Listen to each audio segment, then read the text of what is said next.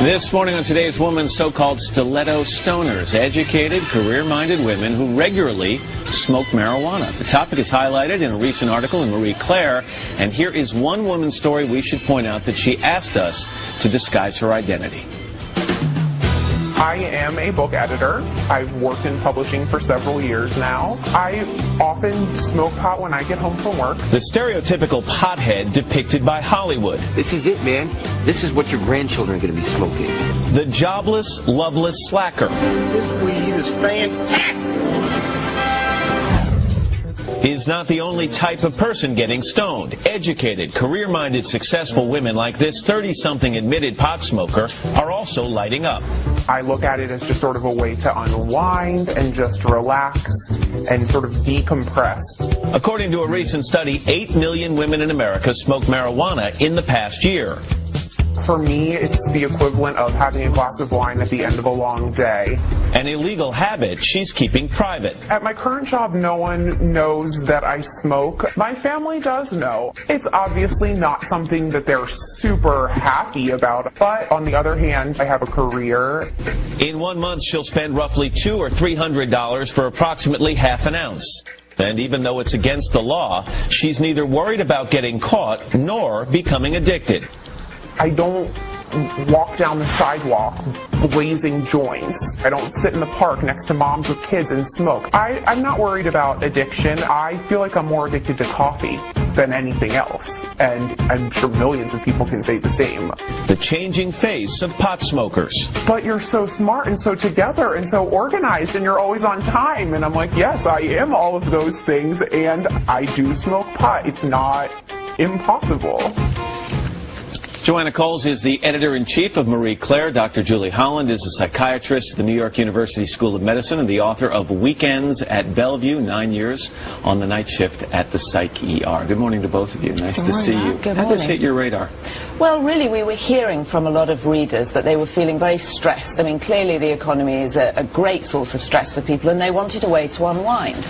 And they found more and more of them were doing this, and they found it had less impact on them when they were going to work the next morning. So they didn't want to drink. It's cheap. And they felt they could do it in the privacy of their own home, and it was a very effective way to come down. That 8 million number we quoted in the piece, that does not include teenagers who are experimenting with marijuana. You're talking about the 18 to 49-year-olds. We're talking about highly functioning women who, you know, these are not people who are lying on park benches, the typical picture of someone who's addicted to drugs. They're casual, recreational users who find it very effective. This comment that we just heard in the piece where it's just, I use it instead of having a glass of wine after work. How do you feel about that? Is it the same thing, other than the fact that it's illegal? Well, the fact that it's illegal is a very big deal. You know, people have to hide and they feel like criminals, and there's a lot of shame and guilt.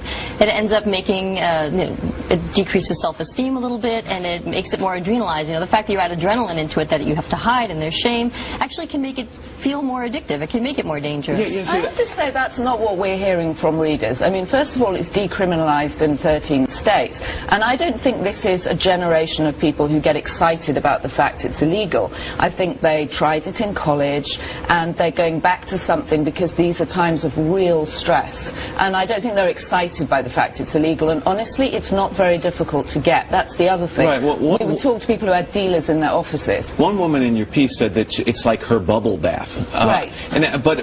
When you make comments like that, and I think what I was getting at with you, Doctor, when you say equate it to a glass of wine, are you ignoring a darker side of this issue?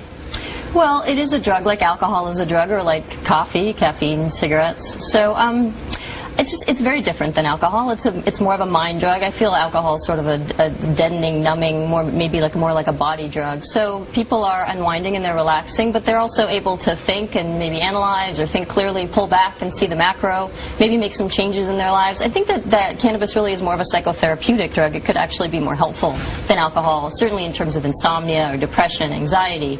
it can potentially be a treatment or a medicine. And Joanna, post-publication of this article, is the feedback from the viewers changing at all? Well, the feedback from our readers is really that they're very pleased, that they recognise themselves. I mean, it's not a piece condoning it, it's a piece saying, look, this is going on, how do we feel about it?